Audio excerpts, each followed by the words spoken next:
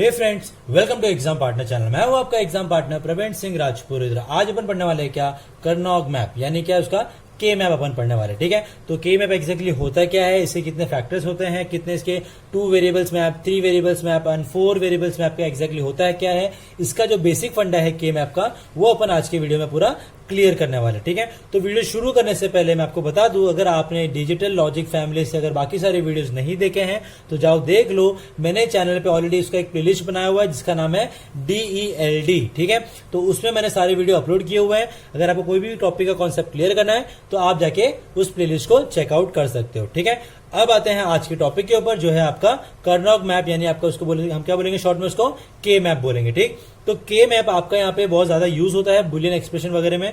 तो किस तरीके से वर्क करता है ये अपन आज की वीडियो में देखते हैं। तो यहाँ पे एक पॉइंट लिखा हुआ है वो पढ़ते हैं, फिर इसके आगे 2 वेरिएबल्स, 4 वेरिएबल्स, 3 वेरिएबल्स के मैप क्या होता है वो अपन देखते हैं। तो पहला पॉइंट क्या लिखा हुआ है, द के map is a graphical representation that provides a systematic method for simplifying the Boolean expression. ठीक है, तो बेसिकली क्या बोला इसने कि के मैप एग्जैक्टली है क्या, it is the graphical representation that provides a systematic method for a simplifying the Boolean expression. यानी आपके पास में अगर कोई बुलियन एक्सप्रेशन है, ठीक है, अगर उसको थोड़ा सिस्टमैटिक मेथड में उसको थोड़ा सा सिंप्लीफाई करना है तो वहां पे के मैप है जो आपको वहां पे वो हेल्प करता है आपको। ठीक है, इसमें ग्राफिकल रिप्रेजेंटेशन में समझ में आ रहा है। वहां पे आपको ज्यादा थ्योरी लिखने की जरूरत नहीं है, सिंपल से आपको एक मैप बनाना पड़ेगा, उसमें आपको जो भी बुलियन एक्सप्रेशन में डेटा गिवन है उसको वहां पे आपको इनपुट करना है, दैट्स इट, और कुछ भी नहीं। ठीक, अब कैसे ये वर्क करता है, इसके कितने टाइप है ये अपन देखते हैं। तो पहला वाला जो इसका वेरिएबल है वो है आपका 2 वेरिएबल के map. Now what is 2 variable के मैप, यानी क्या लिखा हुआ है वो पढ़ते हैं एक बार। फॉर n वेरिएबल के map 2n cells are required.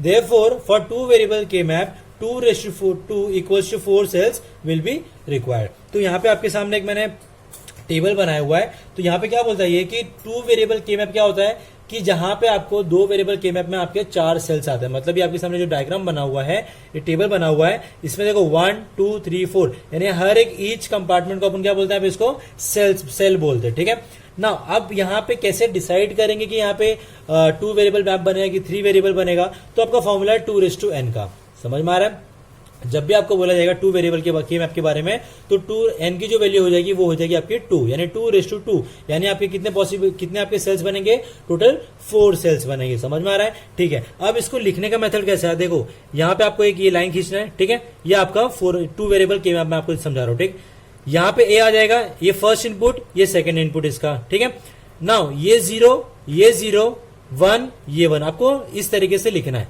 Now कैसे कंसीडर करेंगे, जब दो, देखो अपन आउटपुट निकालते हैं तो आउटपुट कैसे निकलता है, हमेशा किसी भी 2 इनपुट का बराबर। तो ये यहां से एक ए का इनपुट आया, ये बी का इनपुट आया, 0 0 मिला तो अपने को इनपुट क्या मिलेगा, 0 0, आउटपुट क्या मिलेगा, 0 0।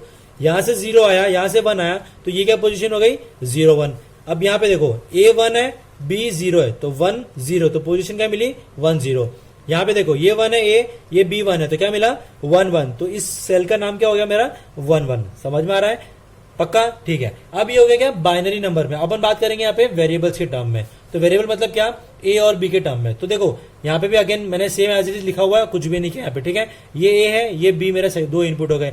अब देखो यहाँ पे मैंने ए बार लिखा है, यहाँ पे बी बार लिखा है, यहाँ पे ए लिखा है, यहाँ पे बी लिखा है। ऐसा क्यों, क्योंकि ये जो 0 है, 0 को अपन वेरिएबल में डिनोट करते हैं हमेशा बार से, यानी ए बार, बी बार, सी बार, डी बार, वो मेरा यहाँ पे क्या हो जाता है, एक लो इनपुट की तरह काम करता है। ठीक है, और जो नॉर्मल मेरा वेरिएबल रहेगा ए बी सी डी, वो अपना हमेशा हाई इनपुट की तरह वो हमेशा वर्क करता है। तो देखो 0 0 मतलब ए बार बी बार, तो ये आ गया ए बार बी बार। इसमें क्या आएगा, ये 0 है, ये 1 है, मतलब यहाँ पे क्या आएगा, ए बार बी, तो ये आ गया ए बार बी। इसी तरीके से यहाँ पे ए बी बार, तो ये आ गया ए बी बार। यहाँ पे क्या करेंगे, ए बी, तो ये मेरा यहाँ पे आ जाएगा नॉर्मल ए बी। समझ में आ रहा है, पक्का। ठीक है, तो यहाँ पे जो मेरी पोजीशन मिलेगी, ये मिलेगा 0, ये मिलेगा 1, ये मिलेगा 2, ये मिलेगा 3, तो इसको हम क्या बोलते हैं, पोजीशन। तो यानी ये जो 0 नंबर पोजीशन है उसमें कितने इनपुट है, 0 0। ये 1 नंबर पोजीशन में कितना इनपुट है, 0 1। ये 2, जो मेरा ये पोजीशन है 2 नंबर का, इसमें क्या क्या आ रहा है इनपुट, एक 1 आ रहा है, एक 0 आ रहा है। ये जो 3rd नंबर का जो पोजीशन है, इसको क्या आ रहा है, एक 1 आ रहा है, यहाँ से एक 1 आ रहा है। समझ में आया। तो ये था यहाँ पे क्या इसका 2 वेरिएबल के मैप। अब आते हैं क्या 3 वेरिएबल के मैप के ऊपर। तो 3 वेरिएबल के मैप मतलब क्या हुआ, 2:3, यानी वहां पे कितने अपने को सेल्स रिक्वायर्ड है, टोटल 8 सेल्स रिक्वायर्ड। तो वही लिखा हुआ है, टू कंस्ट्रक्ट 3 वेरिएबल के मैप 2:3 = 8 सेल्स आर रिक्वायर्ड। अब यहाँ पे आप देखोगे तो अपने पास में अपन इसको दो तरीके से बना सकते हैं, एक है हॉरिजेंटल और एक आपका वर्टिकल। तो यहाँ पे आप देखोगे 0 1 ये मेरी पोजीशन नंबर है, जो मैंने यहाँ पे लिखा हुआ है ना 0 1 2 3 4, ये मेरी पोजीशन नंबर है उस सेल की। तो इस सेल का पोजीशन नंबर क्या है 0, इस सेल का पोजीशन नंबर क्या है 1, इस सेल का पोजीशन नंबर क्या है 3, इसका क्या है 2। तो यहाँ पे KMap को आपको ध्यान में रखना है, जब भी आप 3 वेरिएबल का जो KMap बनाओगे वहां पे आपको पोजीशन इस तरीके से देना है 0 1, फिर बैक साइड से 2, फिर 3, फिर 4 5, ये 6, ये 7। ये मैंने इसको इन्वेंट नहीं किया, ये ऑलरेडी यहाँ पे अपने को बाय डिफॉल्ट दिया हुआ है, ठीक है। ऐसे ही अपने को यहाँ पे पोजीशन को बनाना करके, ठीक। ये 0 आ गया, ये 1 आ गया, फिर यहां से 2, फिर 3, फिर 4 5, फिर 6, फिर 7। अब सेम यहाँ पे क्या आएगा, ABC आ गया, ये फर्स्ट इनपुट, ये सेकंड और थर्ड इनपुट आ गया। 0 1 आ गया, यहाँ पे क्या आएंगे 0 0 0 1 1 0 1 1। अब यहाँ पे आपका लिखने का तरीका क्या होता है मालूम है, जब भी आप यहाँ पे जब लिखोगे, देखो यहाँ पे 0 0 है 0 1 है, अब बोलोगे कि यहाँ पे 1 1 भी तो आ सकता ना, लेकिन नहीं।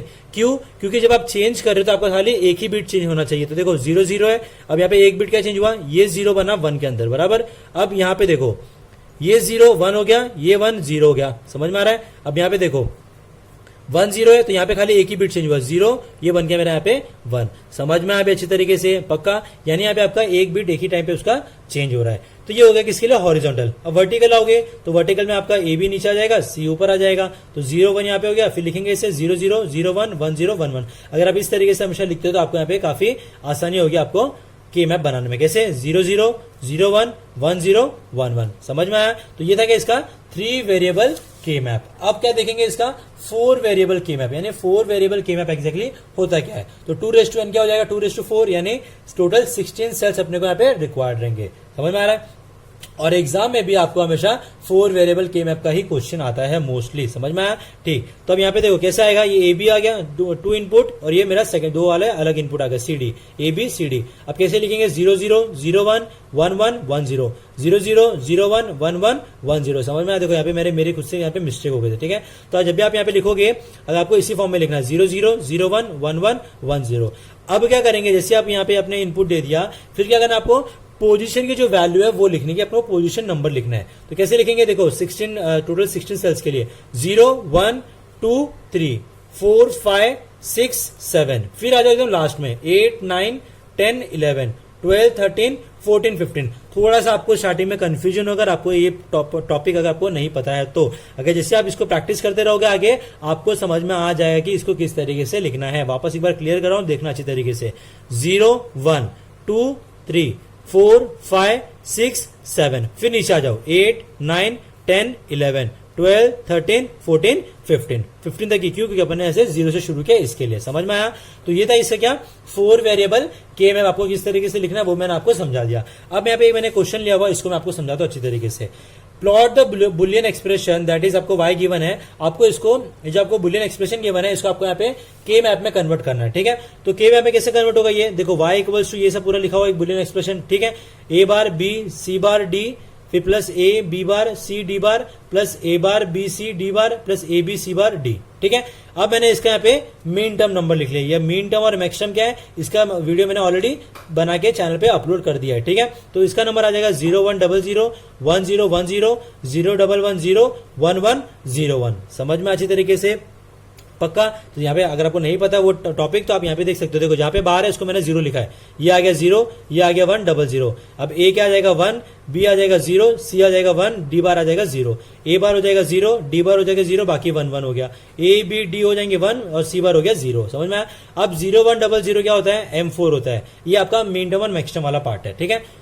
तो ये क्या हो गया 4, ये 10, ये 6 और 13। अगर आपको नहीं टॉपिक पता है तो अगर आपको मैं आगे नहीं समझा दूं इसमें कि जो नंबर है इसको मैंने यहाँ पे खाली इसका डेसिमल नंबर निकाला है 0 1 0 0 का, ठीक है। तो ये नंबर आता है 4 का, ये इनको अगर आप इसको डेसिमल में कन्वर्ट करोगे तो मिलेगा आपको 10, ये मिलेगा 6, ये मिलेगा 13। समझ में आया। तो y इक्वल टू मिल गया क्या, समेशन m 4 6 10 13। अब क्या करेंगे इसका, अब इसको प्लॉट करेंगे सीधा KMap में। तो कैसे प्लॉट करेंगे, तो देखो अपने पास में 4 टर्म है, यानी 2:4 हो जाएगा। तो टोटल KMap कितना, टोटल सेल्स कितने मिलेंगे, 16 मिलेंगे अपने को। तो 0 1 2 3 4 4 5 6 7, फिर नीचे 8 9 10 11 12, 13, 14, 15 ये पोजीशन नंबर आ गई ना। 4, 6, 10, 13 ये है अपने क्या पोजीशन नंबर। तो क्या करेंगे, उन नंबर्स के प्लेस पे अपने को यहाँ पे 1 को पुट करना है हमेशा। तो देखो 4 पे आ गया 1, 6 पे आ गया 1, 13 पे आ गया 1 और 10 पे आ गया 1। जब भी मेन टर्म वाला होगा पार्ट तो आपको उस जगह पे 1 पुट करना है। अगर मैक्स टर्म हुआ कैपिटल एम यहाँ पे होता तो अपन वहां पे उस प्लेस पे अपन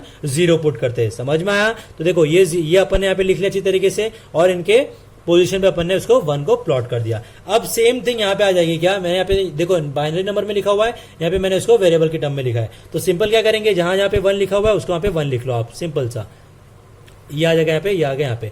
अब बाकी बचे हुए आपका अगर 0 लिखना है तो 0 लिख लो और नहीं लिखना है तो कुछ भी मत लिखो, वो आपका आंसर पूरे तरीके से राइट हो जाएगा। समझ में अच्छी तरीके से, पक्का श्योर? तो ये था यहाँ पे क्या आपका ये के मैप। तो किस तरीके से के मैप एग्जैक्टली होता क्या है, 2 वेरिएबल क्या है, 3 वेरिएबल क्या है, 4 वेरिएबल क्या है, ये आपको मैंने एक एग्जांपल से आपको समझा दिया। ठीक, अब आने वाले वीडियो में अपन क्या करेंगे कि जब भी आपका यहाँ पे 1 1 आप जब प्लॉट करते हो तो इसके बाद में और एक स्टेप आता है, वो आता है ग्रुपिंग ऑफ सेल्स। तो ग्रुपिंग ऑफ सेल्स कैसे करना है वो मैं आपको आने वाले वीडियो में समझाऊंगा। ठीक है, तो thank you so much video देखने के लिए। अगर आपको वीडियो अच्छा लगा तो लाइक कर दो, कमेंट कर दो, सब्सक्राइब कर दो। अगर आप इस चैनल पे नए हो तो सब्सक्राइब करना भूलना मत और बेल आइकन प्रेस करना भूलना मत, क्योंकि बहुत सारे वीडियोस जो DELD में आने वाले हैं। Thank you so much, have a nice day.